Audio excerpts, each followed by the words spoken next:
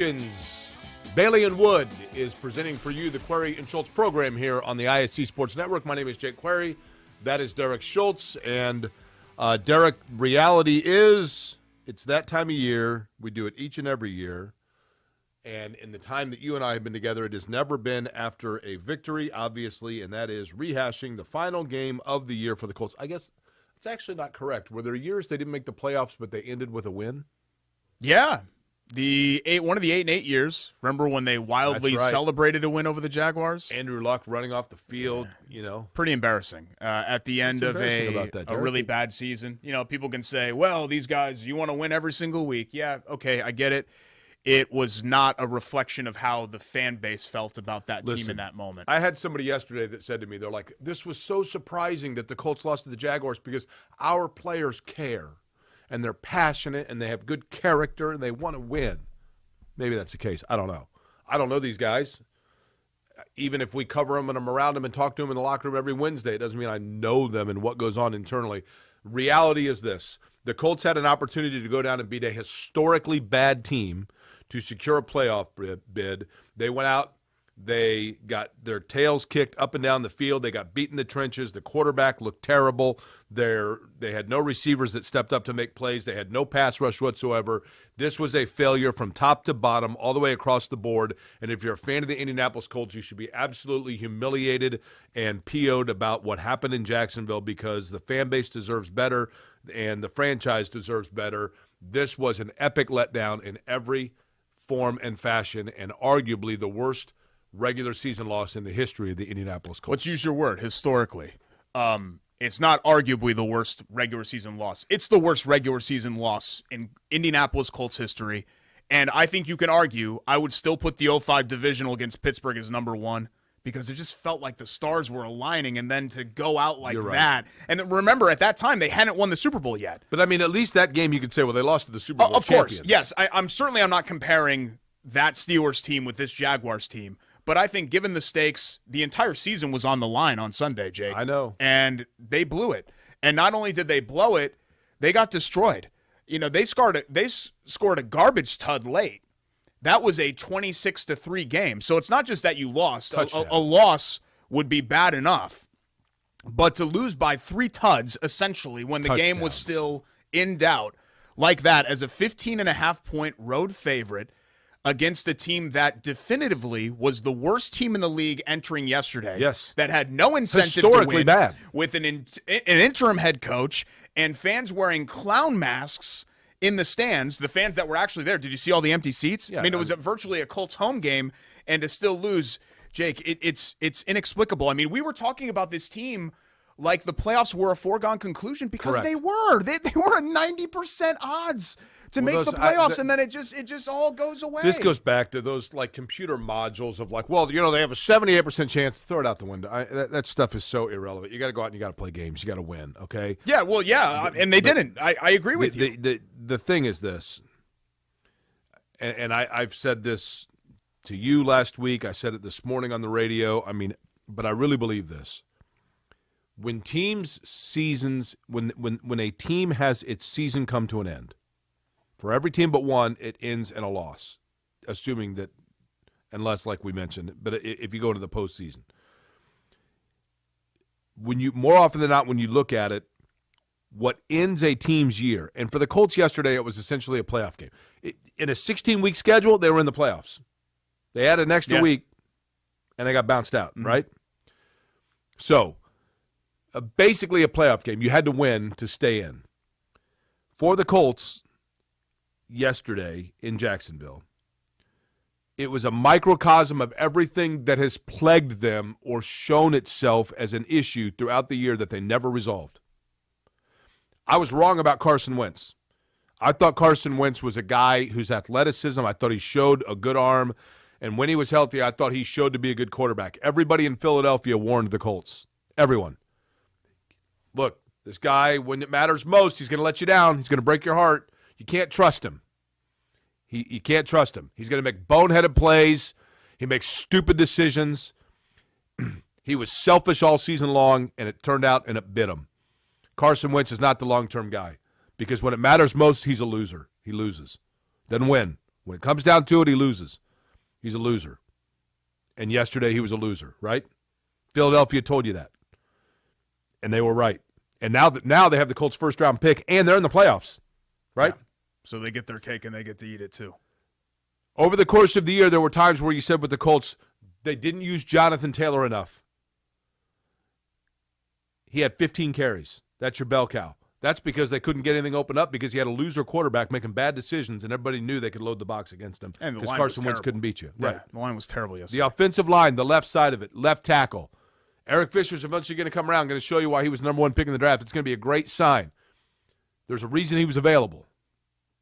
Showed itself yesterday, microcosm, Eric Fisher, left side of the line terrible, porous, bad play. Pass rush, all season long. Colts don't have a pass rush. Trevor Lawrence yesterday looked like Joe Montana, got in rhythm, 12 of his 13 passes. Should have been 13 of his first 13 passes were completed. Zero pass rush, non-existent. Mm-hmm. Microcosm, not good. Every single little thing all season long that the Colts wanted to pretend were not issues came back and bit them and bit this fan base. It was inexcusable. Yeah, inexcusable, unacceptable. It was all of those things. You know, with Wentz, the reason why I held off on saying that he's the guy is because when everything is on the line and everything is going wrong around you, to be the guy, you have to be able to overcome all of that. And the great ones do. And he can't, and that's the issue with him. Like, I do think that the things that we said on this show about Carson Wentz during the year were and are true. He has elite tools in his bag. He can reach into that bag every once in a while and show it to you. Right. But he's not a guy that can carry you over 4 quarters. Like, I can live with inconsistent play, but you can't completely disappear with everything on the line like it was yesterday. Here's what he is. And I think Carson Wentz is a nice person. Don't get me wrong. I think he has a lot of values that you like as a person. As a football player, he's mentally weak. He left Philadelphia because he was mentally weak. He faced adversity and he couldn't handle it. People started talking about how he wasn't their quarterback and he couldn't handle it. He was mentally weak. And Frank Reich was the quarterback whisperer. Well, I can wake him up. I can bring back the echoes of his rookie year. Turns out he was mentally weak. Couldn't get it done. No. And when you look at the season as a whole, Wentz this year was fine. He was whatever. He was the quarterback that he was in 2018 and 2019 in Philadelphia. Can you win like that? Yeah, you can. The Colts beat the Patriots like that. They beat Buffalo like that without even needing Wentz to do anything. Right. But can you win to where you want to win like that? It's really, really difficult to do unless everything is perfect around him. And those things aren't perfect. They're not even in the postseason. No, it's incredible. I can't believe that. If one of these 5 things happen, just one, they win either of the last 2 weeks. There's 2. They hold on to a 19-point lead against Baltimore. There's 3. They hold on to a 14-point lead against Tennessee. There's 4. They hold on to a 10-point lead, or they end that third quarter opening drive with a touchdown against Tampa Bay. Any of those 5 outcomes, and all 5 of them go the other way. Or they beat a team that was 2-14. Yes, but I'm just saying, I included that on the list. Any one of those 5 outcomes, and they're in the playoffs, and every single thing went against them. This team was built when Chris Ballard went to Frank Reich and said, we need a quarterback. Carson Wentz is available. I'm going to have to give up a 1 and a 3 and commit $22 million to him. Probably pay him for at least 2 years. You know Carson Wentz, Frank. Is this the right decision? Frank Reich said, absolutely. Let's go with it. Now, Chris Ballard had to make that decision with confidence in the fact that he had built a roster around Carson Wentz to offset, or to a roster that was built to not be dependent upon, what does that guy right there always say? It's never about one guy. It's never about one player. That's fine. But when it came down to it, it was about that one player because Chris Ballard did not build a good enough roster to offset Carson Wentz. And we've said this, even when they were winning, we said this again, like this isn't a new problem for the Colts. They need players that matter at positions that matter. It's great to have a great offensive guard. It's great. That's great. It's great to have a great slot corner. Those aren't bad things to have. I'm not disparaging Quentin Nelson and Kenny Moore. Those don't mean anything if you have a quarterback but that Kenny Moore's shrinks. a Pro Bowler, Derek. He's a Pro Bowler. It doesn't mean anything if he made you the can't Pro Bowl, make and Trevor then he completely Lawrence disappeared. Trevor Lawrence and that anemic Jaguars offense uncomfortable. Those things don't mean anything. You know, this is my problem, Jake, and this is what brings me a lot of frustration, is that fans want to all year wear the cute hat and say, run the damn ball, and say, well, we don't need it. We don't need it. This is the identity. Trenches. Let's go. And then they go into a tizzy when things fall apart. And it's like, this is what you guys wanted, right? Run the damn ball. Wait, we don't need Carson Wentz to be elite. He can just be okay. Okay. Well, he wasn't even okay, right? And they ended up, the whole season burst into flames. I want to go back to this picture of Chris Ballard. Okay? Let me show. Let's break down this picture of Chris Ballard. Nice looking guy. Really pretty hair. Cool 5 o'clock shadow. Kind of a sly grin that talks with Handsome. little bit of a southern drawl. Sharp dresser. Yep. Always wears nice sweaters, jackets, whatever else. We have many similar traits, Chris. Okay. This guy looks the part, man. Man, does he look the part, especially compared to his predecessor. Ryan Grigson, coat too small, sweating, laser focused and not worried about, like, image. Chris Ballard, all image. All image. Chris Ballard may be the guy. He's done some good things. But he's handled around here with kid gloves like he's elite. Why? Because he's a nice guy? Because he looks the part? Because he's more polished than his predecessor? Chris Ballard's been here how long, Derek? This was the conclusion of year 5 yesterday. And they have what? A playoff win? Yeah. And in year 5, he doesn't make the playoffs? NFL's not for long, baby. It's a results business. It is. But while I get that people are angry and vengeful and they want heads to roll, I still think in the aftermath of the collapse and this season being a disaster and a disappointment and underachieving, I still believe, and I'll go down with this ship, I still believe the Colts have the right brain trust intact.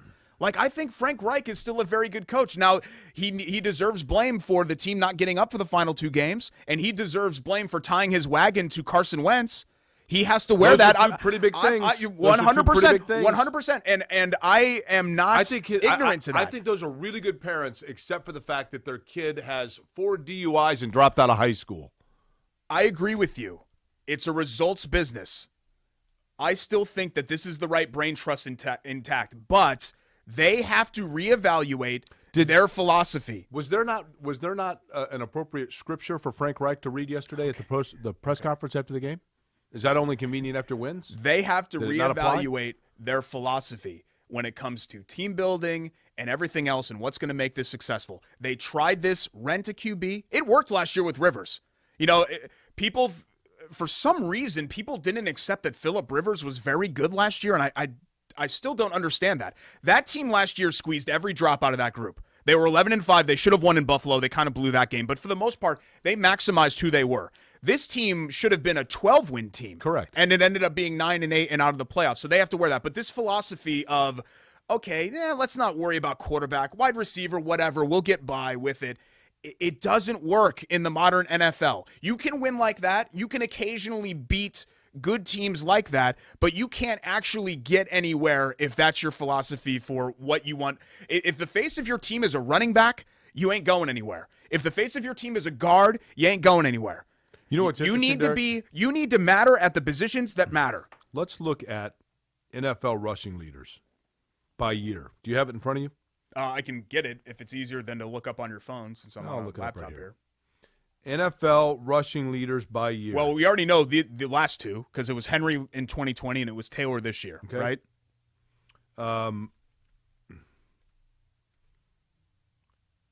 Last year it was also Henry in 19. Okay. So Derrick Henry, if you take him out, and I think he's a wonderful talent, Ezekiel Elliott, Saquon Barkley, and Todd Gurley. Those are the top 3 in 18. 2017, Kareem Hunt, Todd Gurley, Le'Veon Bell. 2016, Ezekiel Elliott, Jordan Howard, and DeMarco Murray. 2015, Adrian Peterson, Doug Martin, Todd Gurley. Doug Martin, wow. That's a name I hadn't thought about. 2014, DeMarco Murray, Le'Veon Bell, LaShawn McCoy. How many of these are Super Bowl winners? You stop me. 2013, LaShawn McCoy, Matt Forte, Jamal Charles. Yeah, none of them. 2012. Did Gurley go to the Super? Gurley went to the Alfred Morris, Super Bowl that year. What's that? Gurley and the Rams, they went to the Super Bowl the They year might that have he gone to was. the Super Bowl. Okay, I think that. But that my was point 2018. being, it's not a running back league anymore. It's just not. No. Again, it's a cute saying. It's a fun hat.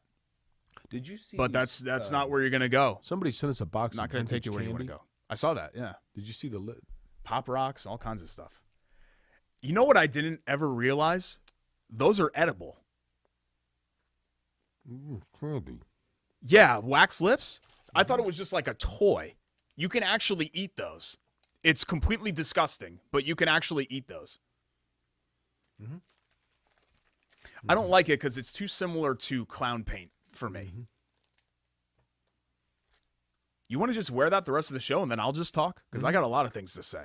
They're a little small. And we don't have to worry about you. They're a little small. Yeah, I need a slightly bigger. You know why the Colts really lost, Jake. You know the number one reason? Media didn't hold them accountable. Okay. That's the most tired thing. You guys handled them with kid gloves. Here's Give me the a thing. break. 8 days ago, everybody was on like the Colts dark horse Super Bowl contender. All the national people were on the bandwagon, and then in 8 days, it just all dissolved. It's just incredible, Jake. Derek. The Colts played really good football for 3 months, and in 8 days, Ruined all of it. Here's the thing. What do I always say? You and I have done shows. How many shows would you say we've done together? oh God, 1,500. Okay. What do I say about when a team gets a really good win? What do I always warn about? Getting too high after wins and too low after losses? I always warn about when you have a really good win, you've got to make it a good win by not slipping up and losing a game that's a really bad loss and balancing out. The Colts this year, they won in Arizona when they were totally depleted, completely bailed out Darius Leonard. They won at home against New England, which people were like, that's the biggest win in the regular season I in really 10 did years. think that. I cares? really felt that in the moment. Both of those wins were only good so long as they held serve and didn't slip up to offset it. They turn around. So long and as they lose, split. Yeah. They lose at home to a Raiders team. Mm-hmm. Sam Rumsa, who you and I both know, Sam Rumsa said he was leaving the Colts-Raiders game, and some Colts fans were drunk, taunting these Raiders fans, going, playoffs, playoffs. How'd that work out? We still had a 90% chance, even after that loss. 91%, I believe it was. Those cybermetric percentage odds. Sabermetric, yeah. Whatever, that's ridiculous. Cyberspace like the internet. Bottom line is the Raiders are in the playoffs. The Colts are staying home. Yeah, because the Colts blew their 91% chance. Yep. Inexcusable. Now a 0% chance. We got a lot to get to today, though, right? We do. Plenty more on the Colts, where they go from here, what needs to change. We'll talk about all of that. Yeah, don't ever make that sound near me ever again. That is... You good? Can we just mute his mic, Jake? No, seriously, do not come near me. Do not come near me. No, this is my bubble right here. This is my space. This is in my contract. It's right here. Today's bad enough that we have to talk about the Colts. I got immunity I now. don't want to also be touched. You gave me the vid, so here. It was a good week for Indiana basketball, so at least we can talk about that. Lance Stevenson's return, the national championship game tonight. We're taping this right now on Monday afternoon in Indianapolis. We'll talk about that as well. I'm in a good mood. I really am, even after the catastrophe yesterday. But do not test me. Do not test me. You don't want to do that. It's Query and Schultz, presented by Bailey and Wood Financial Group. Back with more next here on ISC Sports Network.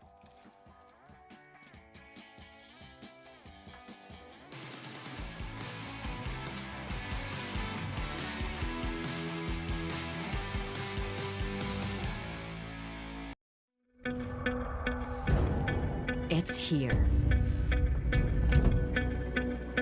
The moment that will define you. So think of this moment as your moment. The one you've been waiting for. You were built for it. And so were we. WGU, the online university where ambition never rests. Hey, I'm Jeff Saturday, and my favorite thing when I was a professional football player was Indiana. The Hoosier State always made me feel like family. That's why I trust Indiana's hometown mortgage lender, Bailey & Wood. This family-owned company not only gives back to the communities they serve, but also with their 5-star customer service, they can close on your dream home in days, not weeks. So remember, Indiana, you can always get your mortgages at a snap with Bailey & Wood. Hey, Jeff, how does this look? Yay! Not bad, bud, but let's stick to mortgages. Indiana dairy farmers provide us with safe, pure foods for our tables. A responsibility that takes intuition, resolve, and determination to make sure their milk is good for you and delicious to taste. Their connection with our community runs deep, passed down through the generations, ensuring that milk is always available at your store. It's not easy being a dairy farmer, but the rewards have special meaning when you can feed Indiana's families every single day. Learn more at winnersdrinkmilk.com. Welcome back. Bailey & Wood presents Query and Schultz here on the ISU Sports Network alongside Jake Query. I am Derek Schultz. Jake, we are back, so you can stop texting whoever you're texting. Texans Mark is you'll like this. I can't find a playoff schedule anywhere. Mark is one of these. Texans Mark? Yeah, Texans Mark is one of these. Texans fan Texans Mark? Yeah, well, that's probably why he can't find the playoffs. He's the one taunting about that? Oh, I thought you meant like as a slight to the Colts. No, like he Oh, okay. legitimately can't figure out the playoffs. Yeah, because the schedule. Colts savagely dunked on the Texans this year, so he doesn't really have a leg to. There are some teams that can talk trash about today, maybe Steelers fans, which is crazy to think, Jake, that if the Steelers had lost in overtime to the Ravens, the Colts' back door actually was open. Can you imagine if we were talking about a playoff team today after what happened? Look, on Sunday? More amazing is this, before we get to Chateau Kitchens. What did you do to his hat? Some milk got on the brim of the hat. Yeah, sorry. When we were cleaning up. So we need to You want me to we need to clean that up. It's milk. Yeah. M-I-L-K. Some milk spilled on It's it. not milk, it's milk. Some milk got on the hat. Was Yeah. it dolphin milk? No, we're not going down that road again, my man. You get one of those, and then we will have to move on to the next thing. And we are. We can and we have and we are. You can put that on. Yeah. I sprayed Febreze on it. So you can't smell. It doesn't smell like it's spoiled, but there's still a stain there. There are 227 or 272 NFL regular season games this year. I believe it was 272.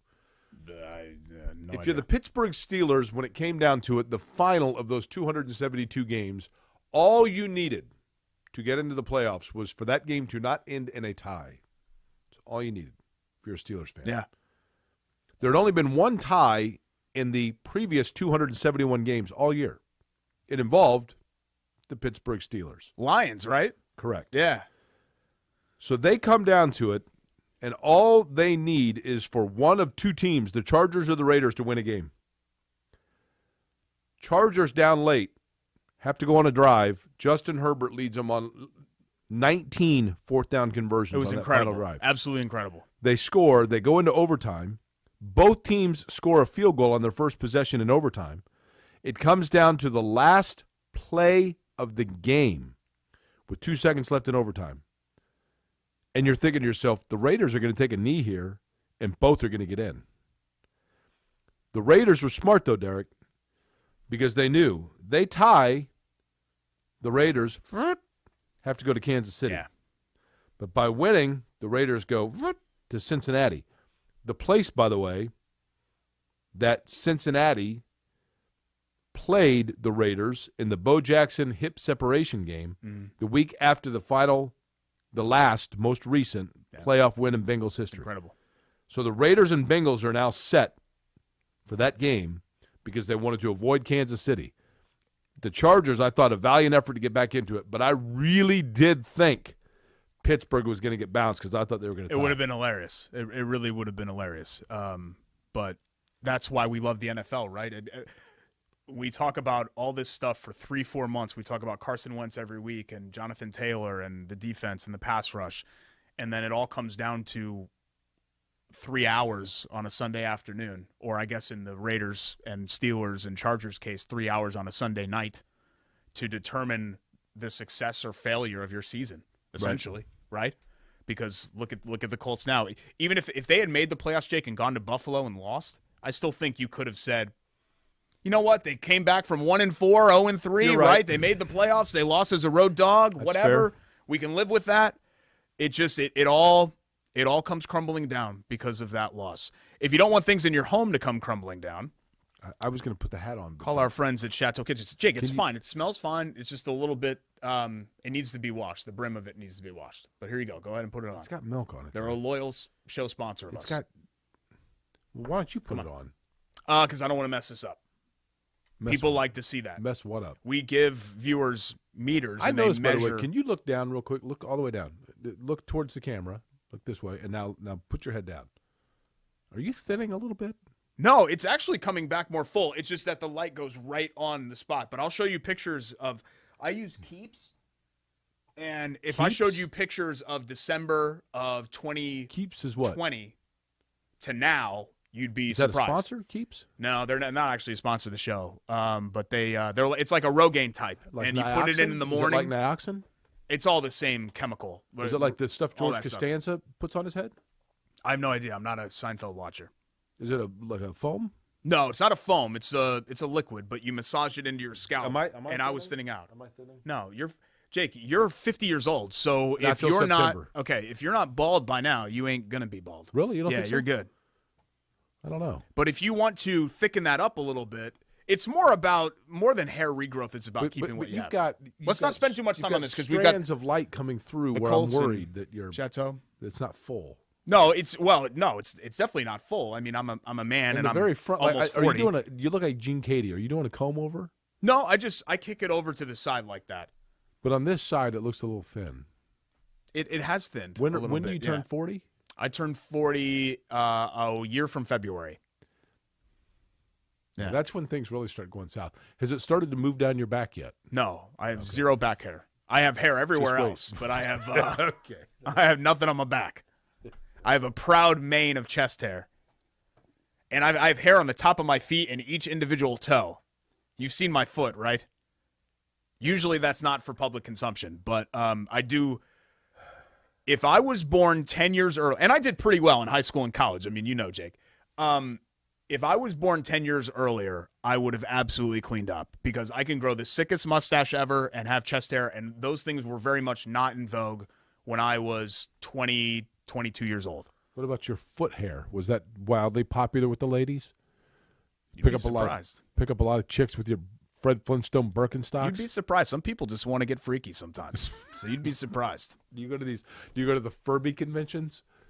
I don't know Walk what that around is. barefoot Yeah. in your little Furby conventions? I don't know. No, but I've gone to Lord of the Rings stuff, and Elijah Wood had hair on his foot as Frodo. And, Yeah, that was and he was the fictional. hero of That the was- entire series. Right. That So- was used with glue. So really, my foot hair is heroic. Can we get back to it? We were going to talk about Chateau Kitchens. Please do. Proud sponsor of this show. They are your doing our upstairs Milk-stained bathroom. hat. Coming up here in 2022, we had a guest bath, which was poorly done when we first moved in, when we had no idea what we were doing, and it wasn't even really a renovation company. It was a friend that I kind of trusted, and it wasn't You so still friends? good. Kind of.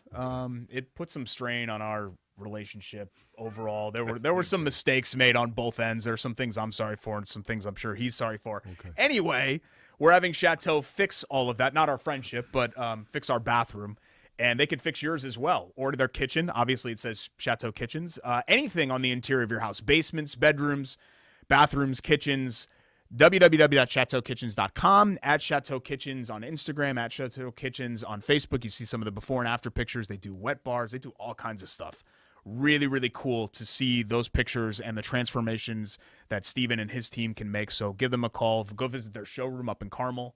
Do all of it today if you've got a project that you want to work on.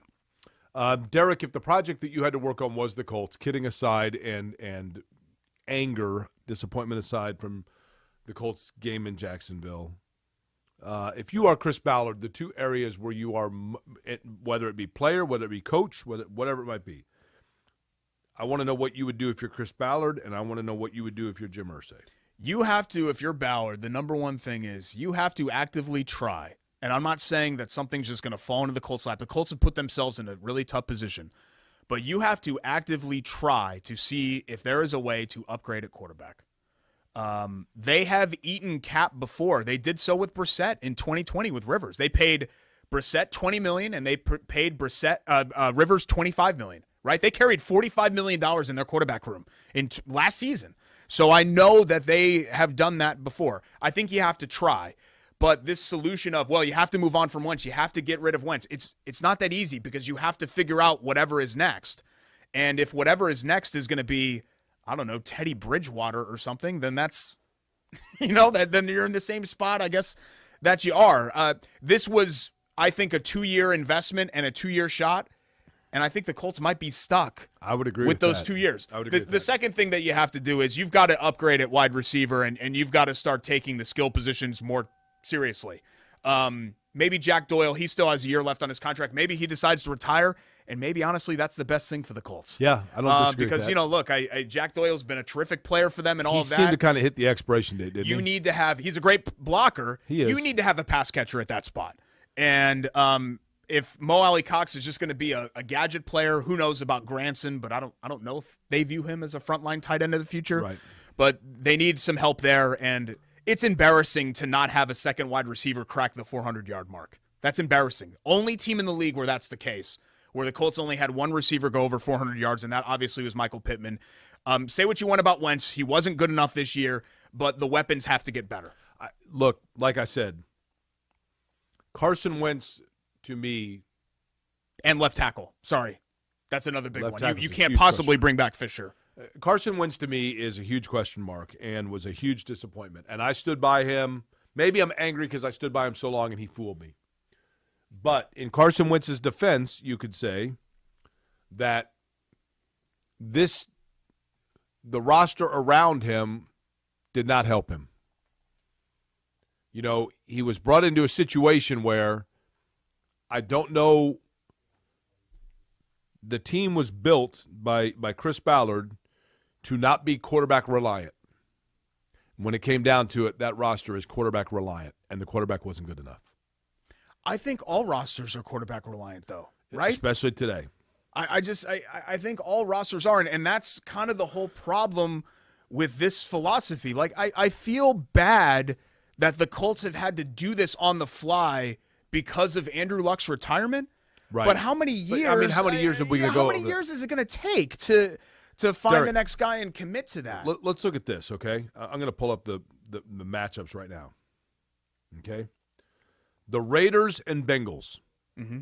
Bengals have a quarterback that they didn't have quarterback in them 3 years ago, right? Yeah. Okay. Because this is Burrow's second year. The Patriots and Bills, both are playing with quarterbacks that did not have quarterback in them more than 3 years ago, right? This is Josh Allen's third year? I think it might be his fourth, but Okay. point remains. Yeah, so Actually, fairly new. Yeah. Steelers and Chiefs, not applicable. Eagles and Bucks, both playing with quarterbacks that were not quarterback in them 3 years ago. Yeah. Niners and Cowboys, not applicable. Cardinals and Rams, Yep. both playing with quarterbacks that were not quarterback in them 3 years ago. It's time to quit talking about how Andrew Luck hijacked the franchise. Yeah. And now you don't, like I said with Wentz, you don't have your first-round pick. You can't really trade up, I guess, right? Because what do? You don't have the first-round pick to use Right. as part of that. Maybe you go after Russell Wilson. Rodgers, it sounds like, has tied everything up in Green Bay. You're married. Why'd you like furrow your brow there? Well, I was thinking about something. If I noticed this is true. You're married. Trevor Lawrence, Derek Carr, Carson Wentz are three that come to mind here. Yeah. If you were an NFL quarterback, would you wear your wedding ring on the field? You know what? I don't even notice mine. So probably. Okay. I mean, that's like I don't. Yeah. I'm not I don't begrudging even them at notice all. I would worry that I'd lose it, or like that if you hit like a certain way, it would hurt your hand. Well, you know how much I paid for this, right? Yeah, that's $1,500, right? You really don't know? I feel like we've talked about this on the show. Spend like $12 on it. Yeah, this wedding ring. Sorry, I got to make sure that I do the right finger here. Cost me $29.95 on Overstock.com. It's the only ring you're wearing. You could just go like that. This is a $30 wedding ring. Because I was like, I'm definitely going to lose it, and I've been married. Have been married 9 years in June, and I haven't lost it once. Yeah, you're right. If that were $5,000, you'd have lost it twice by now. Oh yeah, And I had buddies that did that So like got a wedding ring the with like ring- diamonds. I'm like, dude, what are you doing? Like, I don't care about I my think this ring. ring's $500. I want all the money to go to Ashley's ring. Okay, fair enough. My exorbitant radio salary. I wanted it to go there instead of my overstock.com ring. Okay. Pass rush wise, let's kind of get the other things out of the way, Jake. Left tackle. That's another area where I just felt like this was a really good tackle draft for the Colts. And look, you took the best player available for you and a position of need in Kwity Paye on edge. You did the same thing in the second round, a position of need with Doyle on edge. But this was such a great tackle draft. I really felt like this was the year last year was the year to draft one that you were going to develop to be part of this group. And you can't do it in the first round this year. And you didn't do it. But wide receiver needs to stop being ignored. If we're going to put all our eggs in the Paris Campbell basket for the 15th year in a row, what are you even doing if that's going to be the case? And then, some other spots. I think you feel good. If you want to talk about somewhere that was actually a nice surprise, Rock Ya-Sin and cornerback with Isaiah Rodgers too. I think you actually feel pretty Isaiah good Rodgers. with those three, with Moore, with Rodgers, and with Ya-Sin. That's a spot that I think you felt like you were really weak going into the year, but looks like a good spot going forward. The problem or the challenge for the Colts in the defensive secondary would be this, and that is that they have some really nice insurance pieces. I don't know how many of those are mainline pieces. Odom, nice insurance piece. Not a probably not. Kari Willis. Yeah, I Probably a nice more of a insurance depth piece. guy. Yeah, sure. Isaiah Rodgers might be that. A nice insurance piece, but I don't know about a mainline guy, although I like him on returns. It just sucks because all your mainline guys are a defensive tackle, an offensive guard, a middle linebacker, a slot corner, and a running back, and a long snapper. I saw yesterday. That's one of your Pro Bowlers, a long snapper. It's nice to have, but that can't be the Pro Bowl foundation means of your team. I'm just saying. We have 7 Pro Bowlers. But Jake, Great. that's all you heard, right? They're the only 7 players on your roster that are playing in the postseason. But that's all you heard. Way to go. All day yesterday was, well, wait a minute. The Colts they have 7 Pro Bowlers, and this is a good roster. Like, I'm not trying to be like hot take guy. It's a good roster, but you need to be better at the positions that matter. And those positions, while it's nice to have, aren't ultimately usually the positions that really matter when it comes down to it. We've got to do our Sage Move of the Week next, right? We do, and we have happier things to talk about. We do? Lance Stevenson. Okay. And the Pacers on a 1-game win streak, so that's exciting. I'm doing Lance. With where we sit today Doesn't Lance play on Monday. guitar? Air guitar, yeah. That's a really bad air guitar. Is that a sitar, or are you doing air guitar? That's how Lance does it. Yeah, but why are you way out here? Like, have you ever held a guitar before? I guess it is more like this. Yeah. Although he does it that way, doesn't he? No. Full extension? Here's my air guitar. No, dude, like it's up. Yeah, because he's like I play. Dances. Is this weird? I play left-handed air guitar, like Paul McCartney. It's more natural to me to play left-handed air guitar. Are you left-handed? No. That's what's so weird about it. There are 2 things that I would have excelled at if given the chance. One is guitar. I would have been really good at that. And the second one, I would have been a tremendous pianist. Okay, let me ask you something. First up, just because I took piano lessons. Just piano players. Like, I'm not going to misrepresent myself. I wasn't a full-on pianist, but I would have been. Piano player is perfectly sufficient. It's called pianist. Okay. That's what a piano player is called. You knew that, right? Yes, but piano player is perfectly sufficient. Now, that to be said, you took piano lessons, correct? Yes. Okay. With a pianist. Okay. So Mr. Godfrey was a professional pianist. Okay. He actually did shows with like Billy Joel and some other people, which is weird. Why would Billy Joel need a pianist? Billy Joel was a very accomplished pianist himself. So you wouldn't think that you would need an extra pianist. I have no idea. But all of that, you said if given the opportunity, but you took lessons. Yes. So what opportunity was missed? I didn't fully dedicate myself. If I would have said, okay, look, I need to take this seriously. I want to be most pianists, Derek, have renowned very long fingers. Pianist, right? Like most great pianists have. If I dedicated myself to that for the hands on the keys, yeah, very like there's a long extremity that allows them. You have itty bitty little hands. I have. It would have been a challenge. Okay. the first time in a long time you've actually said something factual about me physically and my appearance. Yes, I have small-ish hands. Right. But they are extremely okay. limber.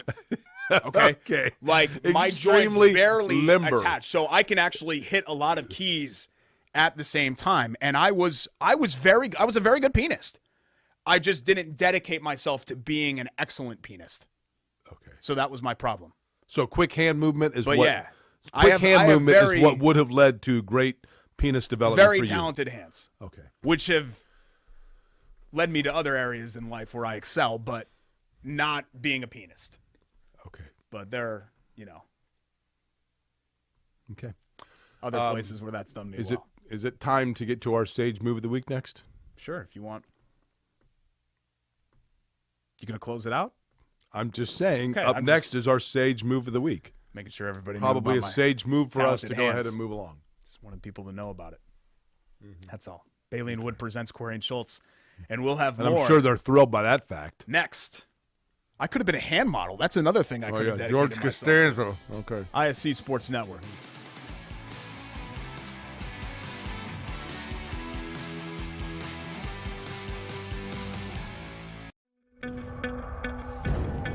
It's here. The moment that will define you. So think of this moment as your moment. The one you've been waiting for. You were built for it. And so were we. WGU, the online university where ambition never rests.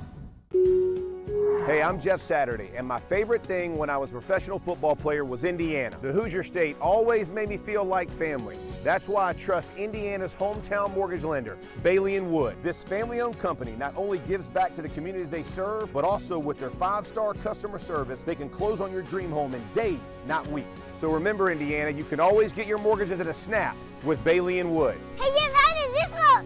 Yay! Not bad, bud, but let's stick to mortgages. Indiana dairy farmers provide us with safe, pure foods for our tables. A responsibility that takes intuition, resolve, and determination to make sure their milk is good for you and delicious to taste. Their connection with our community runs deep, passed down through the generations, ensuring that milk is always available at your store. It's not easy being a dairy farmer, but the rewards have special meaning when you can feed Indiana's families every single day. Learn more at winnersdrinkmilk.com.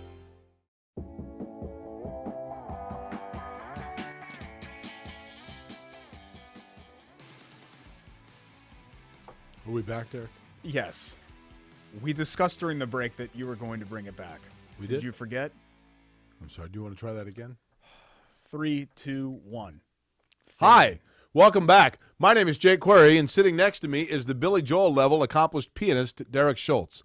This is the incredibly creatively and appropriately named Corey and Schultz program here on ISC Sports Network.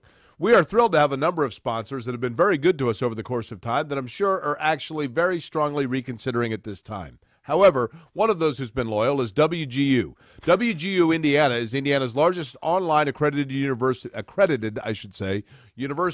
where if you'd like to go back and pursue those dreams that perhaps you left on the shelf, or perhaps you were just starting out with a college education, WGU is the place for you. Like Derek, for example, who at one time dreamed that he would become the big-time pianist that he thought he was. Like That was going to be a big penis. Billy Joel, whatever it might be. Well, guess what? Huge penis. Reality got in the way for Derek, and that actually was not a possibility. But if he would like to chase those dreams again, like his wife did, he could get a degree at wgu.edu/Indiana, the largest online accredited university, because ambition never rests, which is why they have an owl, thank you, Derek, Sage, as their mascot, because Sage always has his head on a swivel and is always looking to improve himself. That's why owls are the great creatures that they are. Yeah, we love our guy, Corey Elliott, and all the folks over there at WGU for being great partners of ours. They also bring us our Sage Move of the Week from the world of sports. Last week it was the Pacers bringing back Lance Stevenson. This week, Derek, it's another pro sports franchise that did not bring back a name from yesteryear, but rather stood by one, and it's starting to pay off for them. Weirdly, I guess they've got a national fan base. You were a fan of theirs growing up. Huge. I have a lot of Steelers fans, like, in my bubble, in my social media bubble. Trey Essex, who we did the old radio pregame show with, Mike DeCourcy, who was a longtime Pittsburgh writer and now lives in Indianapolis and is a passionate Steelers fan. There are a lot of just random ones that are. Remember Steelers Kyle Bill? Knezovich? Yeah, Kyle Knezovich, because his family's from there, I think. Correct. If I'm not mistaken. So Colts and Steelers have been his two teams. So I feel like I have a pretty good handle on what the Steelers are doing and what the fan feeling is on the Steelers. And there was a lot of discontent with Mike Tomlin and feeling like, okay, how long are we going to ride this out? You know, thanks for the memories, but Omar Epps. let's go ahead and move on from Mike Tomlin. And that Steelers team, have you watched them this year? Yeah, sparingly, yes. That's not a good football team. Right. But Well, they're they in the got playoffs. I mean, they got a quarterback in Ben They're in. Roethlisberger that's like 5 years past the expiration Yeah, date, right? it's not a good football team, but they're in. And I think Tomlin's got to get credit for that. They had this like a 7% chance, I think, to make the playoffs 2 weeks ago, but you close with 2 wins, including an overtime win over the Ravens. God, what happened? The Ravens lost out. They were 8-2 and I think lost their final 7 games, How about right? this, Derek? Isn't that incredible? Even with all the injuries. What are the odds Pittsburgh goes in to Kansas City and shocks the world? Anything's possible, but probably 7%. Probably what their playoff odds were. Okay. You think that's going to happen? You never know. Well, you never know, but didn't you just agree with me? That's not a good football team. That doesn't mean that they can't go to Kansas City and win a single game elimination. The Jaguars are an aggressively terrible football team, and they dunked on the Colts yesterday. So 60 minutes, anything's possible, but I'm certainly not betting any real money on it. Did you watch 60 Minutes as a kid? I hated it because it was always the sound of the end of the weekend. Yeah. Yeah, it's so. All right, time to get ready for bed. I Like, know. you know, it's just You went to awful. bed when 60 Minutes came on? It came on at like 6. Yeah, I used to actually go to bed usually when it was still light outside, so I'd be refreshed for the morning. Until you were how old? Oh, I mean, not that crazy. Like most people, late into high school, 17, probably 17 years old. Okay. Maybe. What? How old are you when you're a junior in high school and driving? 16 or 17. Yeah, I think that's about when I stopped going to bed at like 6:45, 7 o'clock, like around there. Okay. Some of us, this is actually great because we've got WGU behind us. Some of us took school seriously. Some of us did not. North Central High School, first bell went up at 7:20 in the morning, and I'm like, Bright-eyed and I actually bushy-tailed. said to myself, I'm like, I'm never getting up this early again in my lifetime. I'm ready to go. 2 things that I concentrated a lot on in my youth, and I probably should have concentrated more on both these areas, but I did concentrate on them. Schooling, being a pianist. Okay. 2 things that I wanted to be. Okay, well. But Mike Tomlin, our sage move of the week, and the Steelers sticking with him. They'll be taking on the Chiefs. How about Niners-Cowboys if we're It's like- talking it going feels like- back to yesteryear? Feels like 95, doesn't it?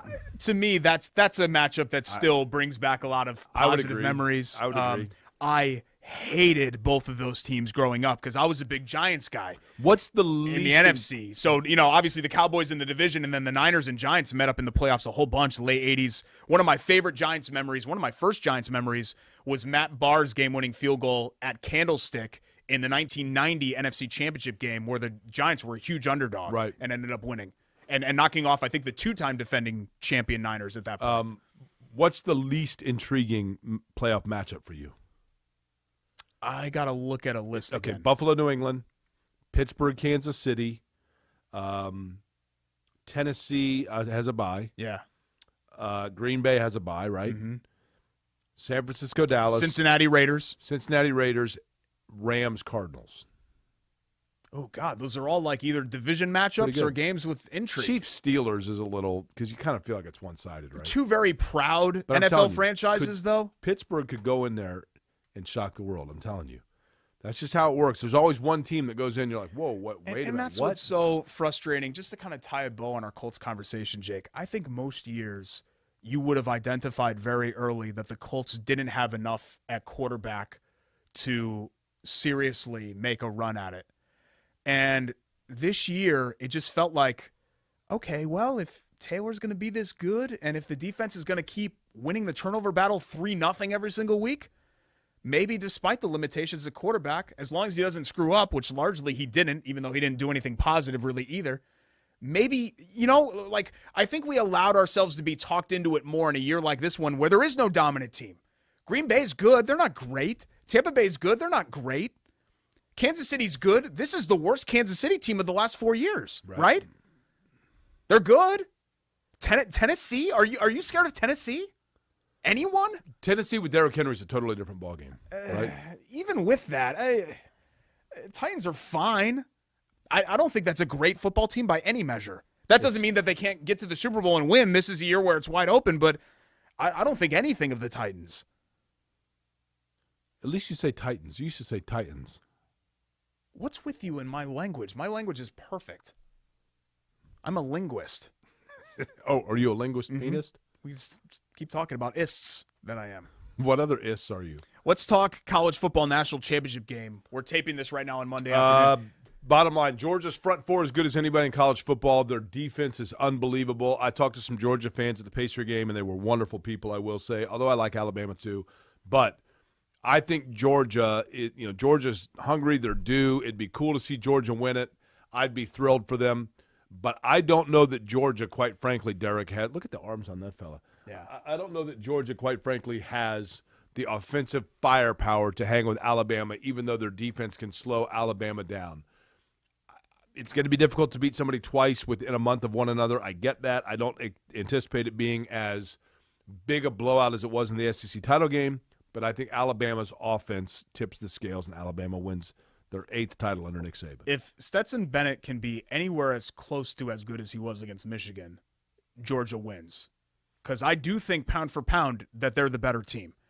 The problem is that Alabama squeezes every drop out of whatever they have, and they have a lot, regardless of what year it is. I don't think that this is as good as – I don't think this is anywhere close to as good as last year's team, which had an historically great offense. I don't think it's as good as the 2012 team or maybe several other of Alabama's championship teams. But with Saban, you know that there's never really going to be a letdown, especially on a stage like this. Whereas with Kirby Smart, right, there's no track record. But everybody has to break through at some point. And you saw it with Clemson, right? Where Clemson had this reputation of being this big game flop. Yep. They were Clemsoning. Yep. Yes. And then that was a thing until it wasn't. And with Georgia, I just feel like it's too good of a program. They're too talented of a team to not eventually have that breakthrough moment. And I think that breakthrough moment comes tonight. It's incredible to me that they haven't won a title in 40 years. Since Herschel Walker. It's incredible to me. I know. When you think Florida's Really won big one, time, LSU's right. won a bunch, Bama, obviously, Tennessee's won one. Colorado's won one since then, right? Yeah. I think Georgia Tech Georgia tied Tech. for one. Yeah. Did they tie with Colorado? BYU has won one since Georgia. BYU claims one. No, BYU won one. Did they get one? I thought they just claimed it. Look up 1984 national champion. It's Miami, isn't it? Look up 1984 national Okay. champion. Hold on, my mouse battery died. Sorry for the delay Are on we the back show. at iHeart? List of NCAA football champions. Mm-hmm. I always thought that was just a claimed championship. I didn't think that was actually they won the title that year. But you would know 84 is way more in your wheelhouse than me. I mean, I could be wrong. I'm not saying. Oh, you're right. No, they got the USA Today poll and the AP poll. Yeah. They were unbeaten, right? Yes, and there were no other unbeatens. Florida had one loss. Washington had one loss.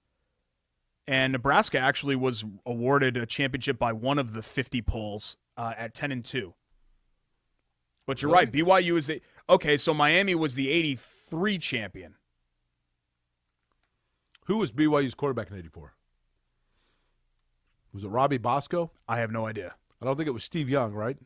Well, no, it would have been too late. Steve Young would have been in the USFL by then. Yeah, McMahon. I think it was And Robbie. McMahon would have been in the NFL. If it was Robbie Bosco, then I'm going to go ahead and. Do you want me to look say it up? Yes. I'm going to say that I am a genius if it's Robbie Bosco. All right, let's see. Quarterback. Number 6, Robbie Bosco, a junior. What you're looking at 13-0. right now is a very proud individual. BYU. They won the Holiday Bowl against Michigan, which makes sense because Michigan, under Bo Schembechler, lost every bowl game. So Do you know why Bo Schembechler couldn't eat cereal, Derek? couldn't ever win in the bowl or something? Yeah. Kept losing his bowls. Yep. Mm-hmm. Okay. It's the best 9-3 program in college football history. We got quick hits to get to, right? We do. Do you want to do that now? Or do you want to wait a break? We're supposed to do it next, right? Okay, we will do that next on the show. What is that? It's me quick hitting you. Your form is terrible, I'm left. which is why I would dominate you. I'm just as strong with my left as my right. Yeah, but you can't reach me, so it doesn't matter.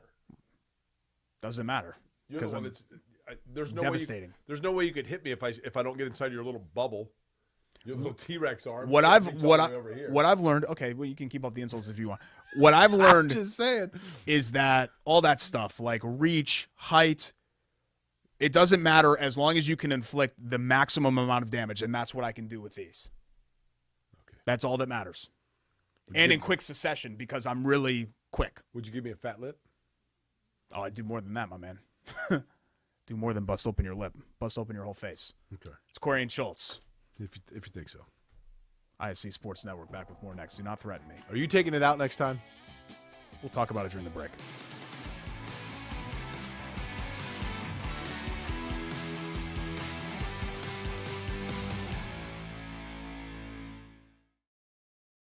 Of the literally thousands, check that, hundreds, check that. Okay, some sports card shows that are out there in the world. The Andy and Bruno show is the one you should watch, because we have Andy, who's been there and done that, everything in the hobby, and is now a mogul. Mogul. Yes. And we have a guy, Bruno, he talks too much. I can't help it. Watch the Andy and Bruno show and hear me talk too much. Yes, and hear me smile. Indiana dairy farmers provide us with safe, pure foods for our tables. A responsibility that takes intuition, resolve, and determination to make sure their milk is good for you and delicious to taste. Their connection with our community runs deep, passed down through the generations, ensuring that milk is always available at your store. It's not easy being a dairy farmer, but the rewards have special meaning when you can feed Indiana's families every single day. Learn more at winnersdrinkmilk.com. It's here. The moment that will define you. So think of this moment as your moment. The one you've been waiting for. You were built for it. And so were we. WGU, the online university where ambition never rests. Hey, I'm Jeff Saturday, and my favorite thing when I was a professional football player was Indiana. The Hoosier State always made me feel like family. That's why I trust Indiana's hometown mortgage lender, Bailey & Wood. This family-owned company not only gives back to the communities they serve, but also with their 5-star customer service, they can close on your dream home in days, not weeks. So remember, Indiana, you can always get your mortgages at a snap with Bailey & Wood. Hey, Jeff, how does this look? Yay! Not bad, bud, but let's stick to mortgages. Welcome back to Corey and Schultz, presented by Bailey and Wood. I thought I was supposed to take it out. Actually, we didn't talk about that during the break because we were ignoring each other. Shocker. I was answering emails and Shocker. you were doing whatever you were doing. That's a shocker. I'm Derek Schultz alongside Jake Query. It's time for our Love That Play, brought to you by our friends at Love Heating and Cooling. Chris and John Love will service all of your heating needs. And air conditioning. It says right there, heating and air conditioning. It's the same thing. Heating and cooling and heating and air conditioning are the exact same thing. But the brand name is Love. But heating and air conditioning are underneath. I got the brand name right.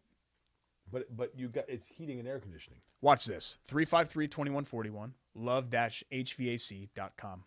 I know all that stuff off the top of my head because I'm a customer of theirs. In 1985 and 1986, when I was on the Red Sox at Allisonville Little League and we were sponsored by Love Heating and Air Conditioning, our jerseys said Love Heating and Air Conditioning. Didn't say heating and cooling.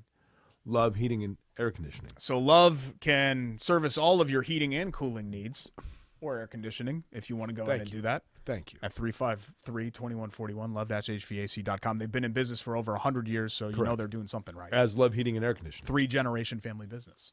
Although, admittedly, because you go all the way back to like 1922, and they were doing a lot of this, and that was probably just cooling. Mm-hmm. They might not have had air conditioning. Freon might not have been around yet.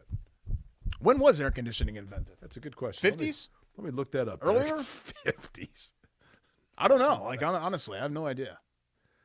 Didn't they? Wasn't an air conditioned theater in Hill Valley in Back to the Future? I'm looking it up right now. You talking about where Lincoln was shot? I don't think they had air conditioning then. No, Derek, that's Ford's theater. Yeah, I don't think they had AC in Ford's theater. That would have been the late 1800s, 1865. So when Civil War ended in 65. It was 1865, yes. And Lincoln was assassinated Our right American after that, Cousin was the play. Okay. John Wilkes Booth. I actually just finished It was a comedy. This has no relevance to the show, I guess, but this is what we always do. I finished a 20-hour audiobook on Robert E. Lee's life. Okay. I didn't know anything about his life.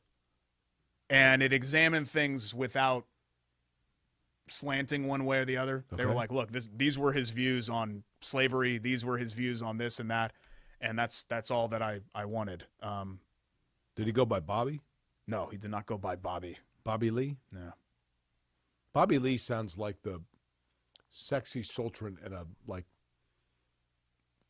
50s Southern novel, doesn't it? All right, let's get to Love That Play. I'll tell you that Bobby Lee. This is she's still, a cute gal. we're still technically on the air here. This is still technically In a show. 1558, Giambattista della Porta described a method of chilling ice to temperatures far below its freezing point by mixing it with potassium nitrate in his popular science book, Natural Magic. Did you know they had books in 1558? Yes, I knew that they had books in 1558. The look you gave me. What do you think? The they had first stone AC tablets? device, by the way, 1901, Willis Great. H. Carrier. Well, that would make sense. What are the odds, Derek, that the guy that invented that would happen to have the same last name as a big company Yeah, today? just like Henry Ford, right? Weird. I wonder if he collected pigeons. So strange. Okay. I actually chose the entire Chargers-Raiders final 4 minutes of fourth quarter. Unbelievable. Overtime. And I'll tell you what. Like, you were swept into that game. I couldn't possibly Everyone was care less watching it, about right. either of those teams, and I was completely swept up in that game. How good is Herbert, man? The fourth down conversions, it's just incredible. And that's when everything is on the line, you need somebody that can do that. And it's so hard to find, but that's what you have to have. And even that, Jake, they're 9-8 and out of the playoffs, just like the Colts. The Chargers have even some with weapons that. too, man. They got some weapons, right? I mean, so. But you can understand why the NFL is the number one watched and most cared about sport when you have It 4 came minutes down like to that. the Where- last second of the regular season. Outside of maybe like an elimination game of the NBA Finals, you'll never have your entire timeline all be watching the same game at once. Like You're right. that. Never. You're right. And certainly not any How about our regular buddy- season hockey, baseball, or basketball. How about our game. buddy Matt Overton playing a whole year with the Chargers, Yeah, right? good for him. I hope he goes back next year. And he's got the realty biz on the side. You know, he was always a smart dude. He's got it kind Nice of guy. figured out. Really nice when guy. it comes to that. You ready for quick hits? Yep. Both T.Y. Hilton and Jack Doyle. Sorry, I have an itch on my nose. Okay. Both T.Y. Hilton and Jack Doyle have been mum on their future, but they've both alluded to possible retirement. The difference is that Doyle has a year left on his deal. Hilton does not. He signed a 1-year contract, which is now going to expire with this being the end of the year. You can't bring Hilton back, right? No, Hilton's done as a Colt. He might decide to go elsewhere and play on a small 1-year deal. But finishes tied for third. How about this? All-time Colts receptions. T.Y. Hilton, 631. Raymond Berry, 631. Really? I hate that they have to share records with the Baltimore guys. I think it's ridiculous. Why? It's same, so same stupid. franchise. Like Irsay bringing back Raymond Berry here. Hey, Colts fans, welcome Raymond Berry. And everyone sitting there that like grew up in Westfield are like, what? Like, why? This guy has no relevance in my life at all. Who cares? Okay. It'd be like the Pacers bringing back like Wes Unseld or something broke my to lip. do the opening tip. Like, who cares? My lip Who I broke. believe has since passed. So God rest his soul, Wes. Derek, look, Unseld. I have a split lip. Yeah, you're lucky that I didn't do that to you. Number 2, quick hit. Brian Flores, Matt How about that, Nagy, man? Mike Zimmer, all without jobs. Derek, I'm going to make a prediction here. On We are Black recording Monday. this at roughly noon on Monday. By the time people are watching this, there are going to be 1 or 2 other NFL coaches Yeah, that probably. join the list. God, the Ryan Pace out as well in Chicago. And remember, they came in the year that Ballard came in. Ballard and Reich were staggered. I believe Pace and Nagy came in the same year. And you thought, these guys have it all figured out. And then Could Pete Carroll be next? maybe. You just kind of wonder if, not that Carroll and Wilson Matt have done Rule? a poor job. Matt Rule in Carolina?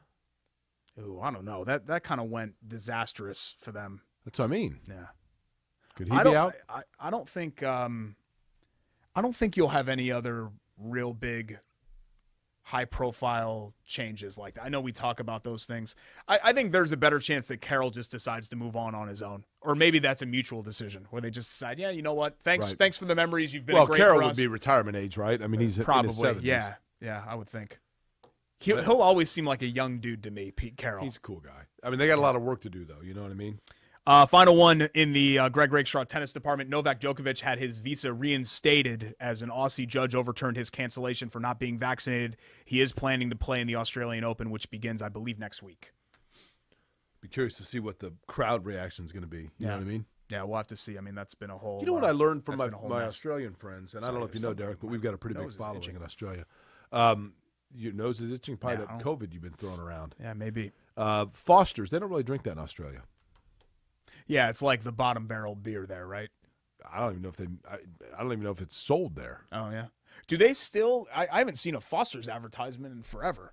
Oh, it's Australian for beer. Foster's, Australian for beer. And they don't have the big can. Comes in an oil can. Yeah. Well, that was their whole thing, is that it was a bigger can than all the other beers, right? Yeah. I go to Outback. I always go to Foster's. Let's talk about something positive because IU basketball actually had a really nice week. Remember last week? They got good guard play. They had that offensive showing, a terrible one against a not good Penn State team in a road loss, but they come back and play their best game of the season against number 13 Ohio State. They get that quad one win that they were searching for. And then, look, Minnesota's not a great team, but Minnesota went on a big second-half run. It was right when the Colts game was starting, so I don't know how many people actually saw it, and cut the lead to 1. And I think Indiana teams in the recent past would have folded, but they didn't. Right. And defensively, Jake, who would have ever thought that Indiana would be this far along defensively while Purdue is the one that's struggling to find consistency on that end? Purdue's got some issues, Derek. I mean, they're loaded. Yeah. I think a couple of things are happening with Purdue. Number one, they're not getting good defensive guard play. Number two, I think there's a lot of standing around when Jaden Ivey has the ball. Number three, Jaden Ivey, as talented as he is not shooting at a good percentage. Mm-hmm. You know, a lot of 6 for 15, 6 for 18, 5 for 15 games. Mason Gillis really saved them against Penn State. But that's the thing, Jake, about road games. Just win. Just win and get out. I'm not worried about style points. I was really disappointed that Purdue was unable to close out Wisconsin because that was Purdue should never lose at home to Mackey, to anyone. That should be the greatest home court advantage that there is in the world. And they very rarely lose to anyone at Mackey, but they certainly shouldn't have lost that game to Wisconsin. I think ultimately they're going to be okay. And I hope Indiana's going to be okay. Like I was really optimistic about them going into the season. They lost to what has turned out to be not a good Syracuse team. They totally blew it against Wisconsin, and then they had a poor showing against a poor Penn State team. But I think overall, everything is still in front of both of those teams. And I think Purdue can still be the team that people thought it was going to be, and I think Indiana can be an NCAA tournament team where you're not sweating it out on Selection Sunday. Like firmly in the field. 2 seed for Purdue on Selection Sunday. Indiana, I'm going to still say a 6 seed. Ooh, that's high. I know. I'm going to say, not, but I'm just telling you. with where they sit today, and this is going to sound like disappointing because I still have faith that Purdue can be really good. I'm going to say 3 seed for Purdue, and I'm going to say more like a 9 for Indiana. But still, if you're in the 8-9 that's where they're game, slotted right now. You're pretty firmly in the field. It's when you start getting 10, 11, first 4, that's when it's on the bubble. Are we done? We have one more segment. No, we've got another. We got Bite or Bowl Beef to get to. It's the one that everybody looks forward to. Also, some Pacers talk. Lance Stevenson returns. Okay. And is the turnaround coming for the blue and gold? I think this is more like dead cat bounce. They just asked if I want to be the bowling thing at the game coming up. It's funny. Now that you're with Emmis, you're partners with all these teams, so they want you to do stuff. Mm. And you keep saying no because Jake doesn't like anything that he's not contractually obligated to do. Right? Did you say, is it in my contract? I can't tell you how many meetings I sat in with this guy, and we were asked to do something, and I was like, yeah, sure, I'll do it. Is it in my contract? Got to look out for myself, Derek. You ended up being right after 8.5 years with how it ended for us, I guess. You did not let them milk you dry like I did them to me. Right. So. I told them that I would happily be the bowling pin guy if they need somebody to do it. If they need somebody to do it. I want to do the St. Elmo contest because I would have torn it up. I would have been a ringer on that. Mark, I would have beaten Bowen. I would have beaten you. I would have beaten anybody. I would have won because I had the COVID, but you gave me the COVID. So, well, you wouldn't have done that anyway because you would have been crying in front of a big audience. You wouldn't have wanted that. Back to wrap it up next. Corey and Schultz here on ISC Sports Network.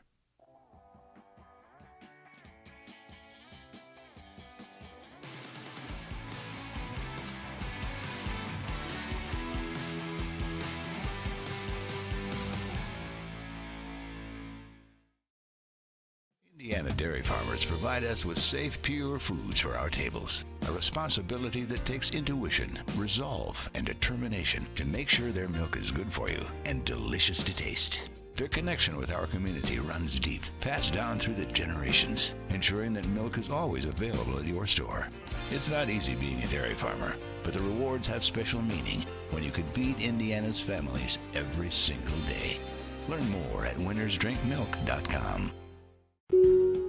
Hey, I'm Jeff Saturday, and my favorite thing when I was a professional football player was Indiana. The Hoosier State always made me feel like family. That's why I trust Indiana's hometown mortgage lender, Bailey & Wood. This family-owned company not only gives back to the communities they serve, but also with their 5-star customer service, they can close on your dream home in days, not weeks. So remember, Indiana, you can always get your mortgages in a snap with Bailey & Wood. Hey, Jeff, how does this look? Yay! Not bad, bud, but let's stick to mortgages. It's here. The moment that will define you. So think of this moment as your moment. The one you've been waiting for. You were built for it. And so were we. WGU, the online university where ambition never rests. Thanks again to Bailey & Wood for being the presenting sponsor. Again, Bailey & Wood, BAWFG.com for all of your mortgage needs. Derek, it is time now for the wildly popular, shockingly unsponsored, I believe, right? Biter Bullshit. Well, we were going to talk Pacers real quick first, and then we'll get to Biter Bullshit. How about Lance Stevenson, man? It's just a special, inexplicable thing that he and this franchise, which don't seem to match at all, like Lance Stevenson's a Coney Island kid. Yeah. Like an arrogant, brash city kid. And he comes to Indiana where you're not supposed to be arrogant, right? You're not supposed to be brash. You're not supposed to be in your face.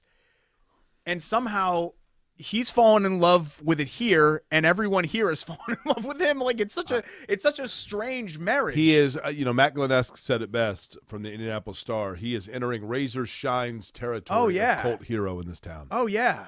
20 points in 6 minutes is incredible. You know what would be a good question? Who is the Colts' Lance Stevenson? In the Colts franchise, who is a player that was wildly popular and beloved by Colts fans that really wasn't a great player, but was such a great personality that people Well, loved? he was a good player, but Siragusa? at an ineffective, for the most part, position. And I think McAfee would be up there, right? Yeah, that's good. Because he's a great personality and kind of larger than life, even though the role that he actually played on the field was kind of trivial. Look, I'm not saying that having a good punter is a good thing to have. It's not a critically important position, though. That's fair. That's fair. Like, not even as important as kicker, really. But, look, the Pacers needed a guy to come in and give them a spark. The big thing that I think Lance Stevenson does beyond just that spark is he's really good at the pick and roll with Domas Sabonis. And if there was question between Sabonis and Turner, which one you need to take a look at keeping, if they were to keep Lance Stevenson beyond this year, I think then you look at now it becomes Sabonis. Yeah, but this is still it's a short-term Band-Aid, really. I mean, I guess I don't really know, and we've sort of seen this with Lance, how long-term these things can be. He can flash. No, you're right. Ideally, Lance Stevenson is a guy that plays 10 minutes a night and brings some energy off the bench. If you have to rely on him, then that kind of shows where the Pacers are. I would love to be wrong here, Jake. They've got a home-and-home with Boston and then a home game against Phoenix, and then they go out west for 5 games. To me, as fun as that first quarter was, it still resulted in a loss. They beat Utah.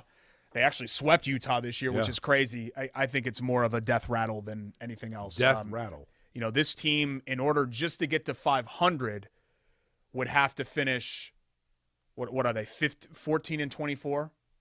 Isn't that amazing? So just to get to 500, you know, they'd have to seriously go on a run here, and it just doesn't seem feasible that is going to happen. I think they can be middling again. I think they can get back to like being a 500-ish middling level team. All the people on Scooby-Doo were middling. Like, I don't think I'm not sure that for things those middling kids right? are going to get progressively worse for the Pacers this season, but I don't think that things are going to get progressively better either because they don't have the pieces. Did you want to eat these? No, they're have you tried to eat them before? They're barely edible. They're technically edible, but they're really gross. Well, they have to be technically edible. They have no flavor at all. Try it.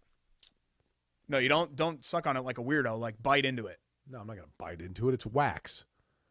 Well, it's not like a lollipop. What do you guys call them? Suckers?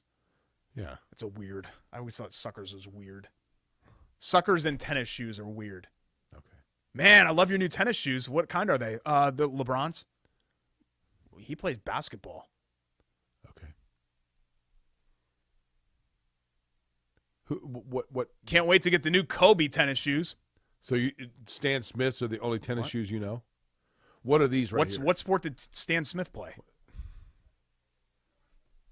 Was he a basketball player?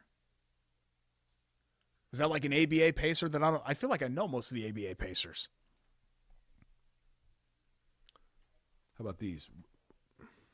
What are those? Pumas? Yeah. I like Pumas too. I've got Pumas. Hold on. Who has better looking Pumas? Oh, I think I do. No, I don't think so. Because of the orange as well. You can't even see it. Look, there we go. There we go. Look at that. I can't turn to. Those are good looking Pumas. Now the Colts season is over. This is going to become an aggressively terrible show. I just want to warn people. Derek, we're trying to get sponsors. We have Bite a Bullshit. Yep, right? let's do it. I give a statement. Jake and I go back and forth. My lips. Whether we buy it or it's bull bleep. Here we go. Statement 1. For those of you that for Matthew and the other 3 people still watching. Frank Reich, Chris Ballard, or Carson Wentz can't all be back next season. Well, I buy the sentiment, but it's bullshit because I think all 3 will be. Me too. I think they'll look around, as they should. I don't think there's going to be an option that's available to them that is an upgrade or worth eating the cap for. You know, Rivers was worth eating the cap for because you knew, I think, what Rivers' floor was going to be. And it was much higher than what Brissett's ceiling was going to be. Right. And I just don't see what the upgrade is out there without a first-round pick, with the inability to trade up, and also the veteran options. I mean, I guess unless it's Wilson, because it doesn't look like it's going to be Rodgers. Statement 2. How about this? And how about the worm turning for this team? I watched their Monday night game against the Patriots, and I thought, oh, my God. I've never heard that phrase, the worm turning. Yeah, the worm has turned. Never heard that. You never heard that? Not saying it's not a phrase. Yeah. Like things have turned around. Okay. Well, I figured. And I really thought, oh my God, their season's going to go up in smoke. Buffalo, the Bills are now the most dangerous team in the AFC. Bite or bull bleep? No, that's bullshit. It's the most dangerous team is still the Kansas City Chiefs. Pound for pound? I'm just saying. Pound for pound, I might take Buffalo, but look, Buffalo can't stop the run. It's hard to go against Kansas City. And I'm not a momentum guy. Like, I know Buffalo closed with 4 wins. It's a single elimination playoff. Right. We see hot teams fail. We see Colts. Look at the Colts, Jake. The Colts in December of 2006 were a disaster. They were terrible. They got destroyed in Jacksonville. They got destroyed on Christmas against the Wasn't that a Christmas game against the Texans in 2006? Or Christmas Eve, maybe? Right. You're right. Yep. It was either Christmas Eve or Christmas. Ron Dane ran all. Yeah. There's a blast from the past. He was on that panel at the Big Ten tournament. That's right. Where I was interviewing people, football championship, and you were announcing parked cars. That's right. They brought Jake and I into what was supposed to MC the Big Ten football championship. Yeah. And Jake went to the main stage interviewing Heisman winners and like Eddie George and Ron Dane.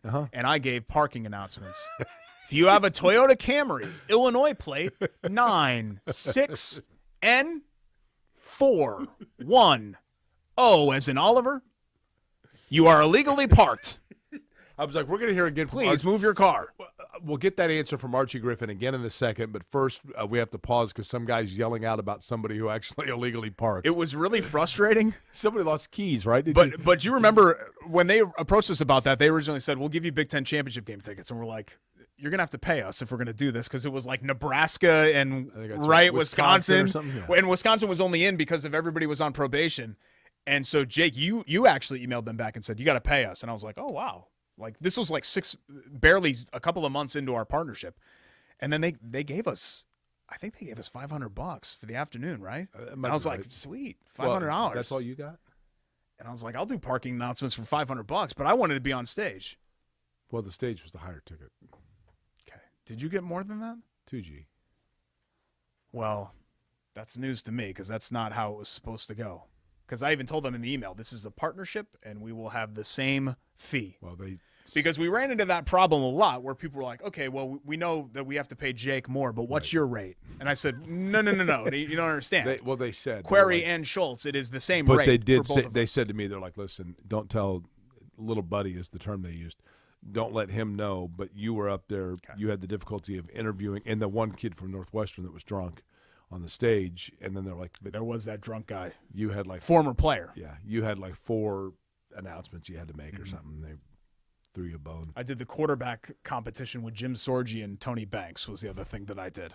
Okay. And I get Jim Sorgi and Tony Banks, and you've got Eddie George up on stage. Statement 3, Biter Bull Bleep. No one cares about your Wordle score. I don't even know what this thing is. But apparently today, one of the answers was query. So everybody and their brother at like 8:30 in the morning, I get 38 things saying like, oh, query is one of the answers on this word puzzle. So I sent a tweet that just said, hey, apparently query is an answer on Wordle. And now everybody was like, oh, my gosh, you ruined it. You're a jerk. You're a moron. And I'm like, I don't even know what it is.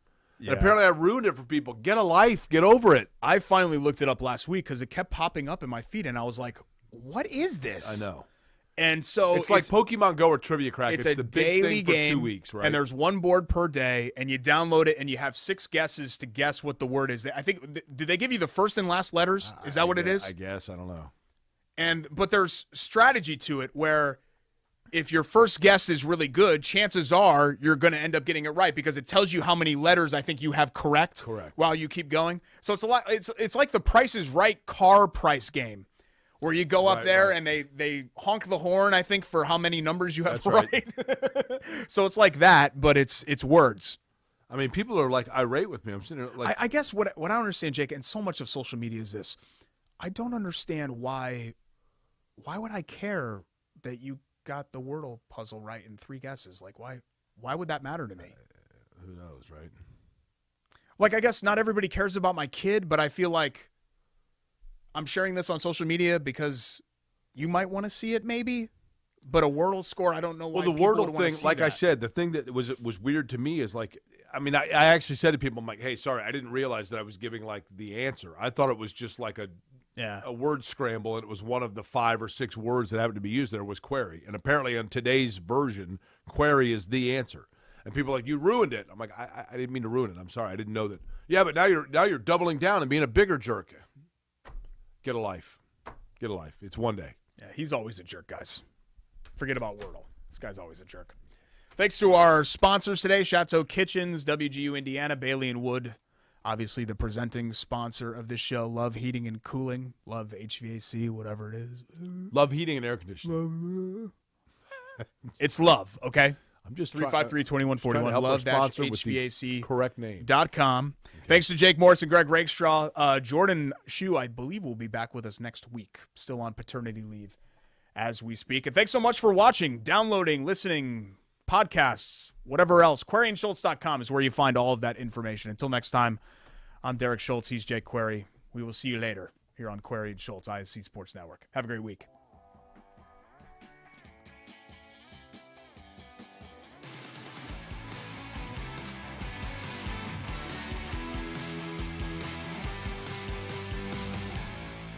Your life is on the go.